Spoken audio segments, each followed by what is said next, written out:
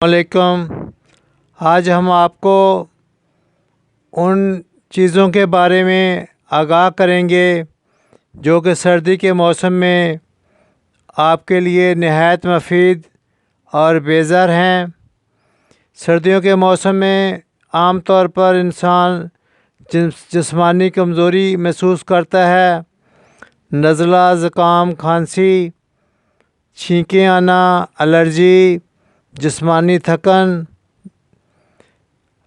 سردی زیادہ لگنا اور سردی میں مختلف امراض کا شکار ہو جانا، ان سے بچنے کے لیے اور ان سے محفوظ رہنے کے لیے اور اپنی امیونٹی کو بوسٹ کرنے کے لیے ہم جو کچھ کر سکتے ہیں اس کے بارے میں جو ہمارے ایکسپیرئنس میں آیا ہے وہ تمام نالج ہم صدقہ جاریہ کی غرض سے آپ تک پہنچانا چاہتے ہیں۔ انشاءاللہ آپ ان پر عمل کر کے استفادہ کرتے ہوئے اپنی صحت کو برقرار رکھ سکیں گے اور ایکٹیو اور خوشحال زندگی گزارنے کے قابل ہو سکیں گے اور بیماریوں سے محفوظ رہتے ہوئے ایک اچھی زندگی گزاریں گے اور معاشرے کے لیے بھی آپ مفید ثابت ہوں گے۔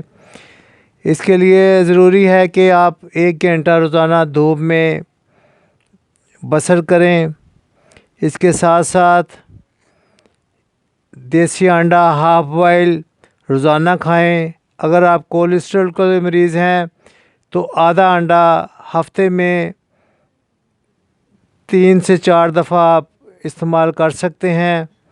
اس کے علاوہ چائے یا قہوہ جو آپ نے استعمال کرنا ہے یہ نیچرل بیسڈ ہونا چاہیے۔ اس میں ان کو میٹھا کرنے کے لیے آپ شہد، اگر آپ خالص شہد افورڈ کرتے ہیں تو وہ لے لیں۔ اگر وہ نہیں کر سکتے تو پھر میٹھا کرنے کے لیے کھجوروں کا استعمال کریں۔ اگر وہ بھی ممکن نہیں ہے تو پھر گڑ، ایسا گڑ جس میں کیمیکل ملے ہوئے نہ ہوں۔ آپ خود دیہات میں جا کے اپنے پورے سال کو جتنی آپ کو اپنے مٹھائی کے لیے، چینی کے لیے ضرورت ہوتی ہے آپ اس کی بجائے گڑ بنوا لیں اور گڑ میں سوائے برگ گاو زبان یعنی 18 گرام کی ایک پت ہوتی ہے جو بناتے ہیں، اس میں آپ 100 گرام برگ گاو زبان ڈال لیں اور اس کے علاوہ رنگ کاٹ اور اس طرح کے مسالے جو ڈالتے ہیں کسان وہ آپ بالکل نہ ڈلوائیں۔ صرف اکیلا برگ گاو زبان ڈال کر ہی اپنے لیے گڑ اور شکر کا تیاری کروائیں، تو اس طرح سے آپ کیمیکل کے اثرات سے محفوظ رہ سکیں گے۔ اچھا، اس میں چائے یا قہوے میں جو ایک بیسک چیز آپ نے جو لازمی ڈالنی ہے ان میں ادرک یا سونڈ جسے کہتے ہیں وہ، اس کے ساتھ ہلدی اور دار چینی، یہ آپ کی بیس بن گئی۔ یہ مطلب بنیادی چیزیں ہیں جو آپ نے سردیوں کے موسم میں اپنی چائے یا دودھ میں استعمال کرنے ہیں۔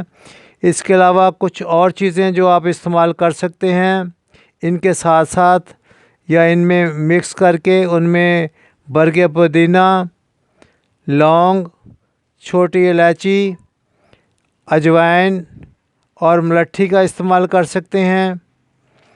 اور ان تمام چیزوں کو اپنی ضرورت کے مطابق، اگر کھانسی اور نزلہ اور گلے میں خراش ہو تو آپ ملٹھی استعمال کر لیں، جسم میں تھکن محسوس کرتے ہیں تو اجوائن استعمال کر لیں۔